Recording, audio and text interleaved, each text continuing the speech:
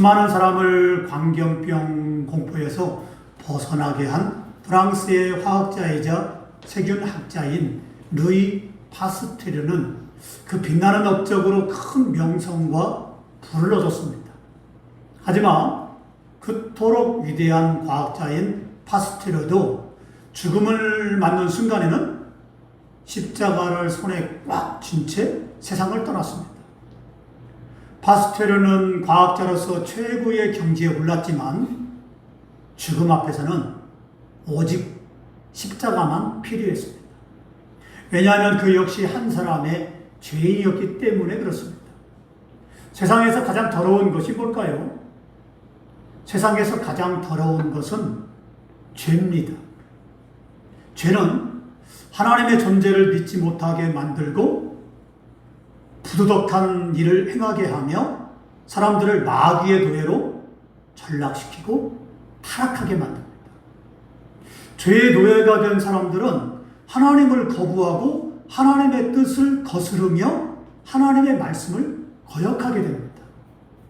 이런 죄에서 벗어나는 길은 오직 예수 그리스도의 십자가밖에 없습니다. 고린도전서 1장 18절은 이렇게 말씀합니다. 십자가의 도가 멸망하는 자들에게는 미련한 것이요 구원을 받는 우리에게는 하나님의 능력이라. 아멘. 본문은 십자가에 못 박힌 사람이라는 제목의 말씀이에요. 이 시간 우리는 본문을 통해서 십자가에 못 박힌 사람은 어떤 사람인가, 또 어떻게 신앙생활을 해야 되는가, 또 어떤 삶을 살아가야 되는지를 깨달으며 은혜를 받고자 합니다. 우리나라의 교회 수가 얼마나 될까요? 우리나라의 교회 수는 약 5만 5천 개이고 교회에 다니는 성도의 수는 1,000만 명이라고 합니다. 이 중에서 진짜 그리스도인은 몇 명이나 될까요? 흔히 우리는 교회를 다니면 모두 그리스도인이다라고 말합니다. 교회 오래 다녔다고 해서 무조건 예수님을 믿는 그리스도인이라고 착각해서는 안 됩니다. 목사라는 직분, 장로라는 직분, 권사라는 직분, 집사라는 직분을 받았으니 남들보다 더 예수님을 잘 믿는 것이라고 착각해서도 안 됩니다. 또한 남들보다 헌금을 많이 하고 봉사와 헌신을 많이 하니까 남들보다 더 믿음이 좋다라고 착각해서도 안 됩니다. 자만하지 마십시오. 이것은 모두 하나님 심판대 앞에 서봐야 알 수 있는 것들입니다. 예수님은 이렇게 말씀했습니다. 마태복음 6장 14절에 16장 24절에 누구든지 나를 따르려거든 자기를 부인하고 자기 십자가를 지고 나를 따를 것입니다. 많은 사람들이 예수님을 믿는다고 말합니다. 하지만 자기를 부인하지 않고 자기 십자가를 지지 않은 채 예수님을 따른다는데 문제가 있습니다. 교회는 다니면서도 믿지 않는 사람들이 생각보다 많습니다. 주일날 교회는 나와서 예배는 드립니다. 헌금도 합니다. 봉사도 하고 헌신도 합니다. 그런데 예수님 믿지 않습니다. 하나님을 거역하고 하나님을 경외하고 하나님을 사랑해서 주일날 교회 나와 예배를 드리는 것이 아닙니다. 그냥 습관적으로 교회 나와서 예배를 드리는 것입니다. 헌금도 봉사도 헌신도 습관적으로 하는 것입니다. 그 사람이 누구일까요? 우리는 모릅니다. 하지만 말씀의 거울에 비춰보면 그 사람이 누구인지 알 수 있습니다. 그 사람이 누구일까요? 자기를 부인하지도 않고 자기 십자가도 지지 않고 예수님을 따르지 않는 사람입니다. 예수님을 따르려면 먼저 자기를 부인해야 됩니다. 자기를 부인한다는 말이 뭘까요? 자기를 부인한다는 말은 내가 죽었다는 것을 말합니다. 죽은 자죠. 내가 십자가에 죽는 것이 바로 자기를 부인하는 것입니다. 죽은 사람은 말이 없습니다. 죽은 자는 스스로 움직일 수 없습니다. 죽은 사람은 생각이나 감정이나 의지가 없습니다. 그런데 내가 살아서 내 마음대로 내 뜻대로 자기만의 생각과 의지와 고집대로 살아간다면 이 사람은 십자가에 죽은 사람이 아닙니다. 하나님 말씀에 순종하지 않고 자기 마음대로 자기 뜻대로 자기가 하고 싶은 대로 살아가는 사람 역시 십자가에 죽은 사람이 아닙니다. 이런 사람은 십자가를 질 수 없습니다. 이런 사람은 예수님을 따를 수도 없습니다. 갈등만 있을 뿐입니다. 시험에 들어 넘어질 뿐입니다. 시험에 넘어졌다 잠시 일어서지만 다시 시험에 넘어지고 또 넘어지고 계속해서 시험에 넘어질 뿐입니다. 교회 안 나오면 뭔가 큰일이 날 것만 같고 지옥에 떨어질까 봐 무서워서 할 수 없이 교회에 나옵니다. 이런 사람은 은혜라는 것을 모르는 사람입니다. 진짜 은혜를 아는 사람은 잠시 시험에 넘어지지만 다시 일어섭니다. 그리고 그 다음부터는 시험에 넘어지지 않습니다. 잠언서에 말하기를 의인은 7번 넘어지나 다시 일어선다고 했습니다. 7전 8기가 여기서 나온 말이에요. 뭐라고 했습니까? 의인은 7번 넘어지나 다시 일어서느니라 그랬습니다. 그 의인이 누구일까요? 바로 하나님의 사람, 진짜 은혜를 아는 사람이에요. 그러니까 넘어집니다. 하나님의 사람도 넘어져요. 하지만 7번 넘어질지라도 다시 8번째 일어납니다. 자, 그리고 그 다음부터는 시험을 이겨냅니다. 왜냐하면 믿음의 결단이 있기 때문에 그렇습니다. 그걸 믿음의 면역력이다 라고 말합니다. 우리가 면역력이 떨어지면 아프죠. 젊은 사람도 꼬꾸라지죠. 병듭니다. 힘듭니다. 한데 면역력을 채우는 순간 병이 떠납니다. 온몸에 힘이 생깁니다. 젊거나 나이 먹거나 이렇게 면역력이 생기게 되면 강해지는 것처럼 믿음도 마찬가지입니다. 그래서 우리는 믿음의 면역력을 키워야 됩니다. 그 믿음의 면역력을 어떻게 하면 키울 수 있을까요? 첫째가 예배입니다. 예배에 목숨을 걸어야 됩니다. 예배에 빠지지 말아야 됩니다. 그 다음에는 기도입니다. 우리가 부지런히 하나님 앞에 무릎 꿇고 기도해야 됩니다. 세 번째는 뭐냐면 말씀을 읽는 것입니다. 날마다 말씀을 가까이 해야 됩니다. 이 세 가지가 종합적으로 잘 갖춰졌을 때 그 사람 믿음의 면역력이 큰 사람입니다. 강한 사람입니다. 어떤 시험이 온다 할지라도 어떤 마귀가 와서 시험한다 할지라도 박살내버립니다. 이겨낼 수 있습니다. 그리고 언제나 예배가 소중히 여깁니다. 그리고 예배의 목숨을 거는 사람이 됩니다. 어떻습니까? 바로 여러분이 나와서 예배 드리는 여러분은 믿음이 좋은 사람이고 믿음의 능력이 강하기 때문에 나온 것입니다. 여러분의 발걸음을 마귀가 시험합니다. 여러분은 알지 못하는 가운데 마귀는 시험하죠. 생각을 복잡하게 만들고 마음을 복잡하게 만들고 그리고 넘어지게 만들고 그리고 주중에 그렇게 되도록 만들어서 주일날 예배에 나오지 못하도록 만들어라고 그렇게 마귀는 송곳처럼 날카롭게 우리를 찌릅니다. 그러나 여러분들은 다 이겨내고 나왔습니다. 할렐루야. 나왔어요. 나온 자체가 기적이죠. 기적이에요. 나와서 예배를 드립니다. 그리고 하나님 말씀에 귀를 기울이죠. 어떻습니까? 밥을 잘 먹어야 면역력이 생기는 것처럼 말씀에 밥을 잘 먹어야 우리가 면역력이 생깁니다. 편식을 하면 안 됩니다.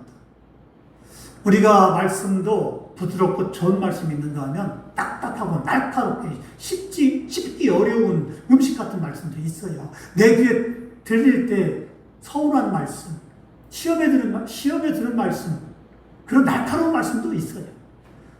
근데 면역력이 좋으려면 음식을 가리지 않고 다 먹어야 되는 것처럼 그 말씀도 다 소화를 시킬 수 있어야 돼요. 그러면 면역력이 좋아집니다. 바로 이런 사람이 진짜 은혜를 아는 사람이에요. 야, 내가 필요하기 때문에 저 말씀을 주시는 거야. 아멘이야, 진짜 아멘이야. 라고 그렇게 우리가 말씀을 들으면 여러분은 이미 믿음이 좋은 사람. 은혜를 아는 사람은 그러기 때문에 갈등하지 않습니다. 잠시 갈등을 하지만 그 다음부터는 전혀 갈등하지 않습니다. 왜냐하면 믿음의 면역력이 좋기 때문에 그렇습니다. 할렐루야. 어떤 사람이 그리스도인일까요? 본문 24절 말씀을 보십니다.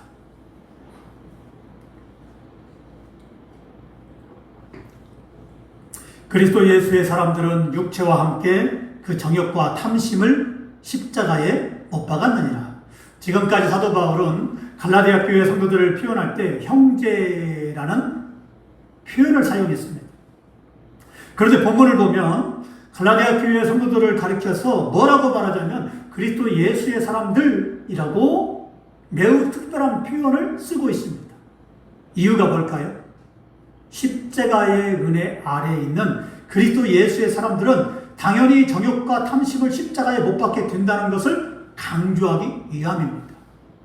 또 하나, 사도 바울은 십자가에 못 박으라라고 명령법을 사용하지 않고 십자가에 못 박았느니라 라고 과거 직설법을 사용했습니다. 이유가 무엇일까요?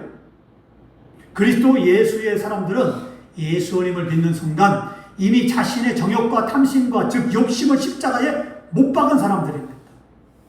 십자가에 못 박았다는 것은 죽었다는 것을 말합니다. 왜냐? 죽은 자는 정욕도 세상 욕심도 부릴 수도 가질 수도 없습니다. 왜냐하면 죽었기 때문에 그래요. 그죠? 죽은 자가 막 돈 욕심냅니까? 명예 욕심내요? 나 이거 막 가질 거야. 막 합니까? 아니죠. 죽은 자는 돈에 욕심이 없어요. 죽은 자는 세상에 욕심이 없어요. 그래야 우리 그리스도인들도 돈을 가지고 살아갑니다. 세상에 얻을 것 많습니다. 가져야 될 것 많습니다. 하지만 그것을 욕심을 내지 않더라 이 말이죠. 하나님이 주시는 은혜로 주시는 대로 감사하며 살아갈 뿐입니다. 많이 주면 많이 주는 대로, 적게 주면 적게 주는 대로, 건강하면 건강한 대로, 건강하지 못하면 건강하지 못한 대로 감사하며 살아갑니다. 사실요. 저도 이제 나이가 이렇게 먹어 들어가니까요. 건강이 조금씩 이렇게 내려가요. 죄송합니다. 나이 드신 분들은 더 그러죠. 그걸 극복하고 이겨내고 살아갈 뿐이에요. 그렇죠? 바로 우리가 이렇게 어떤 경우에도 감사할 수 있는 사람, 바로 그런 사람이 진짜 아닐까요?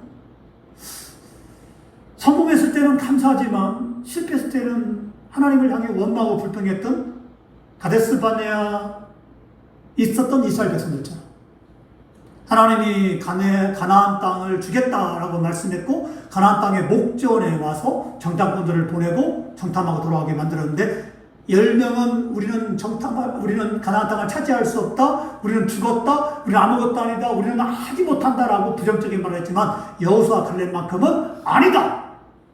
우리는 그 땅을 능히 차지할 수 있다. 하나님 우리와 함께한다. 라고 고백했습니다. 그리고 하나님 앞에 감사했습니다. 여러분은 어떻습니까? 하나님이 여러분에게 축복을 약속했습니다. 은혜를 약속했습니다.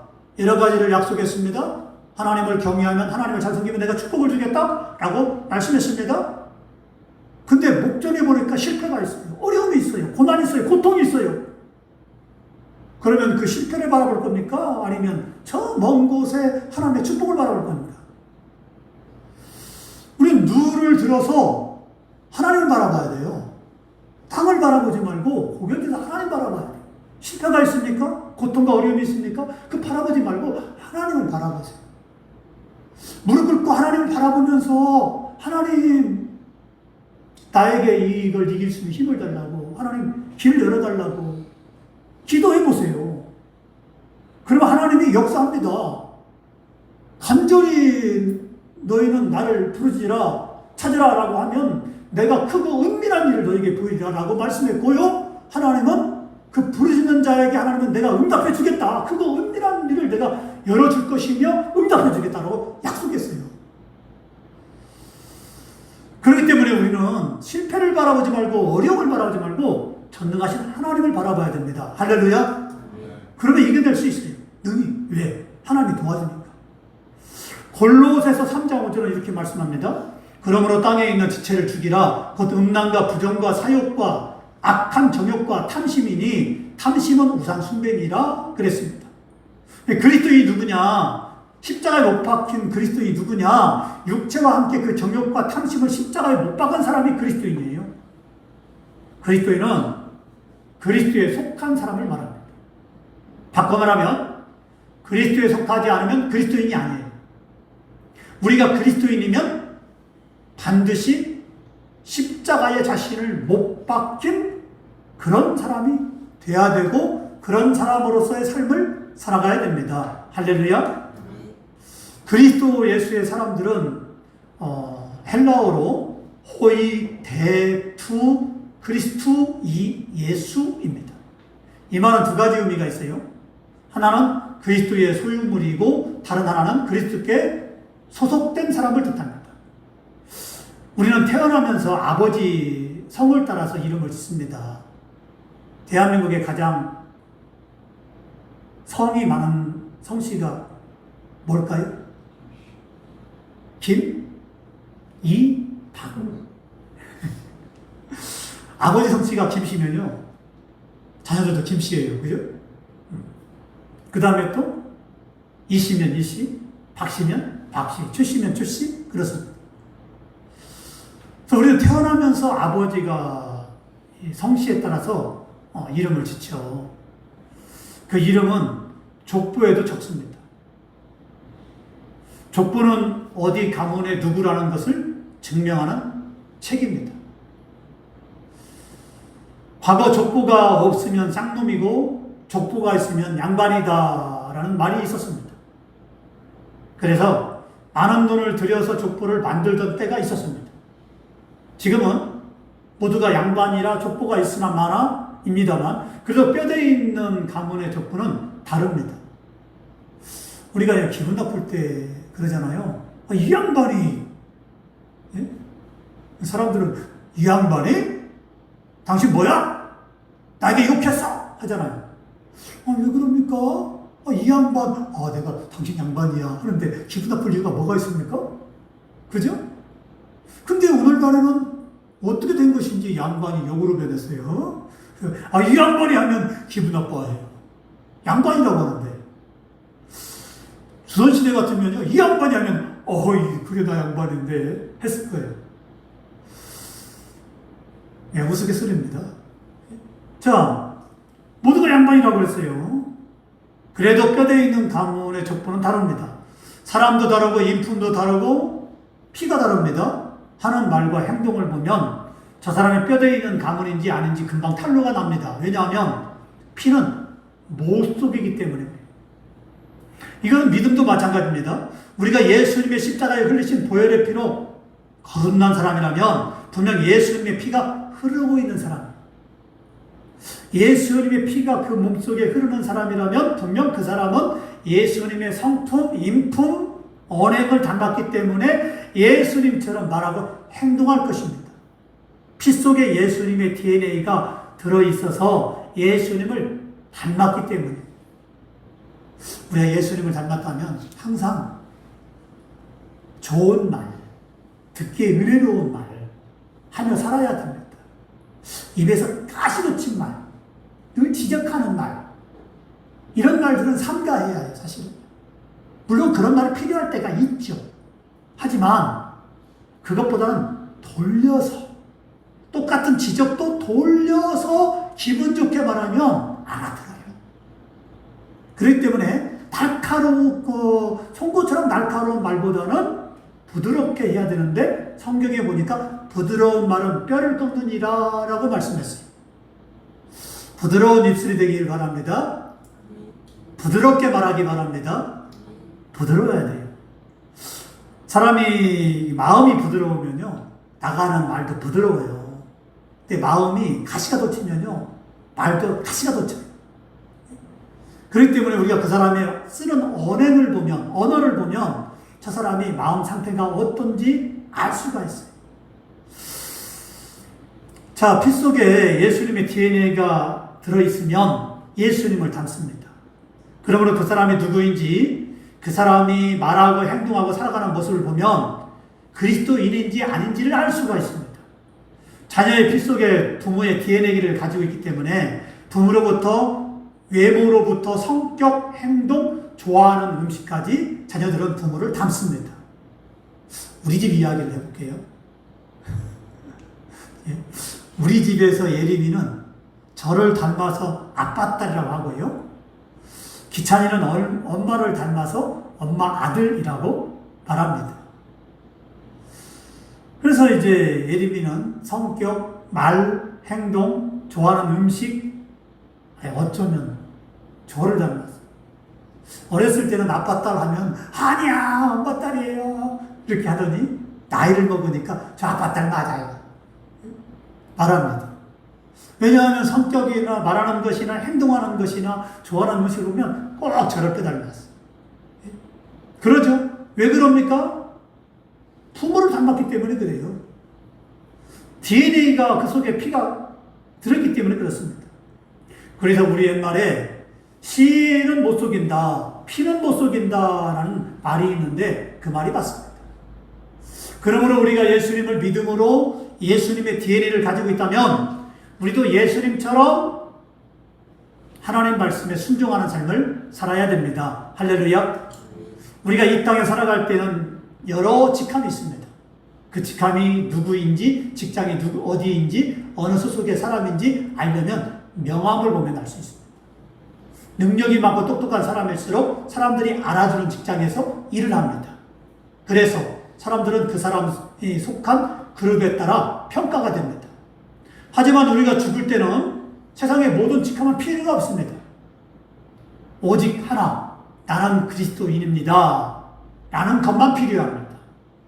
사람이 죽을 때 그 사람의 공로가 그 사람을 구원해 줄까요? 아니면 그 사람의 업적, 능력, 돈, 그 어떤 것도 그 사람을 구원할 수 없습니다. 세상은 돈을 자랑합니다. 그 사람의 직함을 자랑합니다. 높아지는 걸 자랑합니다. 그래서 높은 사람이 오면 와, 시장만 와도 오, 도의사만 와도 와, 대통령이 오면 우와 놀래죠. 만약에 대통령이 왔는데 전주에 왔는데 내가 구경하고 있는데 대통령이 악수합시다. 악수를 청했어요. 우와 악수하고 나서 안 씻어. 이건 씻으면 안 돼. 그죠? 내가 정말 좋아하는 아이돌이 왔는데 그 아이돌 그룹이 왔는데 그 아이돌이 나에게 악수를 했어. 어떨까요? 아마 며칠, 일주일, 한 달간도 안 쓴 사람이 있다고 그래요. 영광이죠. 그죠? 그러나 그런 모든 것들이 우리를 구원하지 못한다 이 말이죠. 오직 내가 살아있을 때도 죽었을 때도 나를 구원할 수 있는 건 오직 나는 그리스도입니다. 이거 한 가지가 우리를 구원하는 것입니다. 그렇기 때문에 우리는 살아있을 때도 죽었을 때도 죽을 때에도 나는 그리스도입니다 라는 그리스도인의 정체성, 아이덴티티가 확실해야 됩니다. 로마서 13장 14절 이렇게 말씀합니다. 오직 주 예수 그리스도의 옷을 입고 정욕을 위하여 육신의 일을 도모하지 말라 그랬습니다. 뭘 입으라고 그랬어요? 그리스도의 옷을 입으라. 그래서 우리는 항상 그리스도의 옷을 입어야 돼요. 중요한 것은 내가 어디에 속했느냐입니다. 세상에 속했느냐, 그리스도에 속했느냐에 따라서 우리가 가는 길은 완전히 달라집니다. 교회 안에 있을 때에는 그리스도인인 것 같은데 교회 밖에 세상으로 나가면 세상 사람이 되어버리는 사람은 그리스도인이 아닙니다. 금이 끓는 물 안에서든 밖에서든 똑같이 변하지 않는 것처럼 그리스도인은 교회 안에서든 밖에서든 살아가는 모습이 똑같아야 됩니다. 할렐루야. 마지막으로 그리스도인은 본문 25절의 말씀처럼 성령의 인도하심을 따라 성령으로 살고 성령으로 행해야 됩니다. 성령으로 인도하심 따라 사는 사람은 세상의 욕심의 열매를 맺는 사람이 아닌 성령의 9가지 열매를 맺으며 살아갑니다. 이런 사람은 본문 26절의 말씀처럼 세상의 헛된 영광을 구하여 서로 노엽게 하거나 서로 투기하지 않습니다. 세상은 다른 사람을 바꿔서라도 남을 끌어내려서라도 성공하고 정상에 올라가려고 합니다. 참된 그리스도인은 이런 세상의 헛된 영광이 인생의 목표와 목적이 되어서는 안 됩니다. 인생의 목표와 목적이 천국인 그리스도인은 서로 노엽게 하거나 투기하지 않습니다. 대신 자기를 부인하고 자기 십자가를 지고 묵묵히 주님의 뒤를 따르며 하나님을 기쁘시게 하는 그런 영적인 삶을 살아갈 뿐입니다. 할렐루야.